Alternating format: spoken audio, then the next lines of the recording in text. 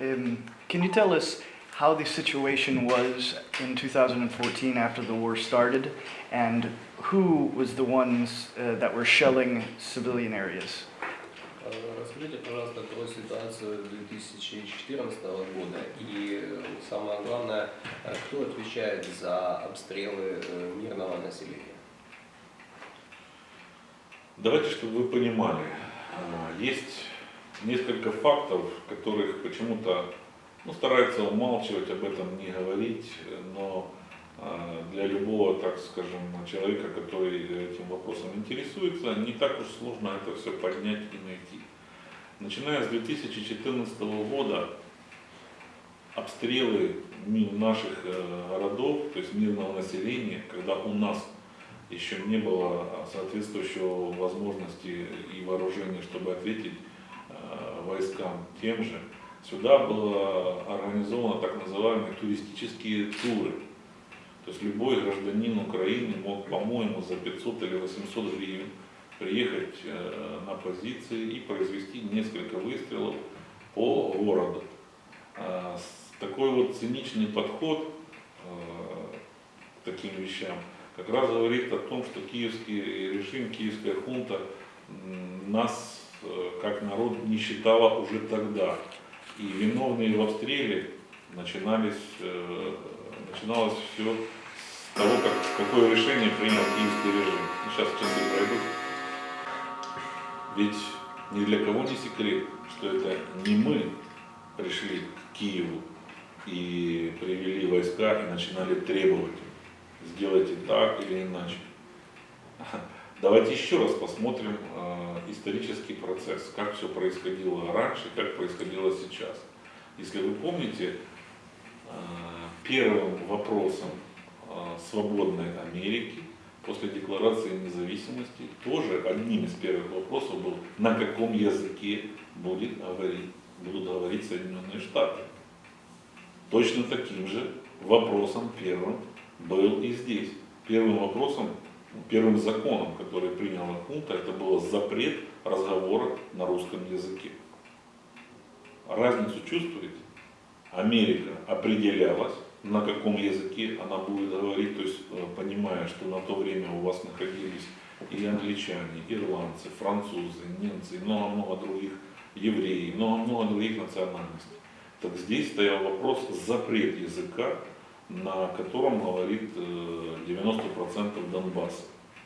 То есть сам вопрос, сама постановка вопроса была направлена на то, чтобы обозлить или унизить эту часть, далеко не маленькую часть, на то время и Крым, которые все говорили на русском языке. На сегодняшний день у нас два государственных языка, русский и украинский. Пожалуйста, мы спокойно, у нас работают украинские театры, у нас преподают украинский язык в школах. Мы не запрещаем тому, кто хочет разговаривать на украинском языке, пожалуйста. Кто хочет смотреть культурные новости, пожалуйста, идите в украинский театр, смотрите. У нас до сих пор есть украинские каналы телевизионные, которые человек, если хочет, может смотреть. Но то, что сделал киевский режим, это был уже первый шаг геноцида с самого начала. Запрет разговора на языке. И этот геноцид в дальнейшем вылился вот в кровавое побоище. И судя из того, как они скрывают свои потери, мы знаем, сколько здесь погибло людей, к сожалению, и с той стороны, и с этой. Я говорю, к сожалению, потому что это наши люди. И вопрос в том, что неправильно поданная информация, искаженная информация, как раз вот и привела к тому, что большинство людей уверовали, что они воюют против сепаратистов. А какие же мы сепаратисты? В чем выразился наш сепаратизм? В мировой практике народ провел референдум и определился. Значит, та власть, кстати, незаконная власть, потому что законного президента он сбежал, они создали такие условия, что он вынужден был сбежать, иначе бы это закончилось его смертью. Ведь они могли подождать буквально не очень немного и провести выборы, переизбрать законным способом власть, и тогда уже был другой вопрос. Но коли они повели себя таким образом, пошли на захват власти, мы помним прекрасно, как Виктория Нуланд приезжала, раздавала там печенье, то есть они поддерживали весь этот переворот, они провоцировали людей на то, чтобы инакомыслящих нужно принимать какие-то кардинальные решения вплоть до войны. Мы это все прекрасно помним. Но точно так же я могу сказать, что придет время, когда мы придем в Киев и привезем пару вагонов своего печенья. Возможно, отправим посылку Виктории Нуланд, коли она так думает, что только печеньями можно изменить историю одного государства. Возможно, наша посылка как-то повлияет и на нее-то. Поэтому я скажу так, к сожалению, не народ, а правительство Америки, не народ, а правительство Америки создало такие условия для, вот, они же поддержали тот переворот, который произошел в Киеве. Они сказали, да, все хорошо, все демократично, все законно. А нас говорят, нет, это не демократично, это незаконно. Вот такая система двойных стандартов, ну, для наших людей, да, в принципе, не только для наших людей, она, в принципе, неприемлема в мире. Поэтому мы такие же люди, как любое общество в мире. Мы живем по тем же демократическим принципам и хотим, чтобы эти принципы применялись ко всем однозначно и равноправно. А так получается, одним можно, другим нельзя. Мы говорили о том, что вот Великобритания провела свои выборы. Ну и что? Почему войска НАТО не пришли и не начинают войну с Англией за выход? Имеется в виду. Почему? Но ведь они же провели такой же референдум, как мы провели 2 года раньше. Почему один референдум считается законным, а второй незаконным? У нас что, кровь другого цвета, или мы ее мало пролили, защищая свои права? Это неправильно. И с этим никогда у нас никто не согласится. Мы не понимаем, почему такое отношение, точнее мы понимаем, но мы знаем, что это решение всего лишь правительства, но не народа Соединенных Штатов. И сейчас как раз у народа Соединенных Штатов есть хорошая возможность сделать выбор для себя.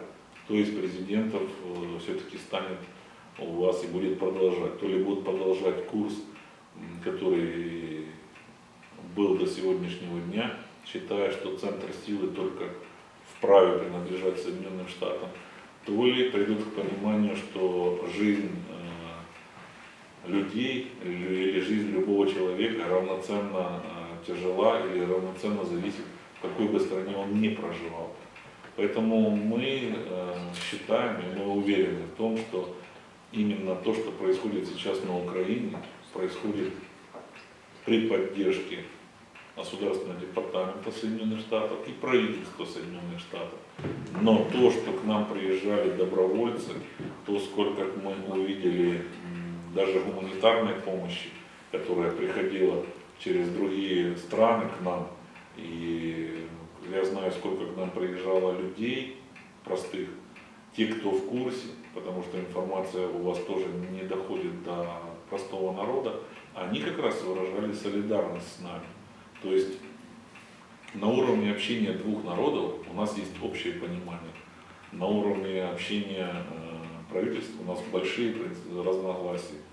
Ведь Джона Маккейна мы приглашали, я ему даже гарантировал безопасность. Он бы посмотрел, что такие демократические выборы. Возможно бы он изменил свое отношение, если бы он увидел, скажем так, то, что происходит здесь. Ведь лучше один раз увидеть, чем 100 раз рассказывать то, что своими глазами не видел. Поэтому в данном случае, мне кажется, именно такая поддержка европейских стран, именно правительства Европы и Соединенных Штатов привела к тому, что на сегодняшний день у нас идет гражданская война.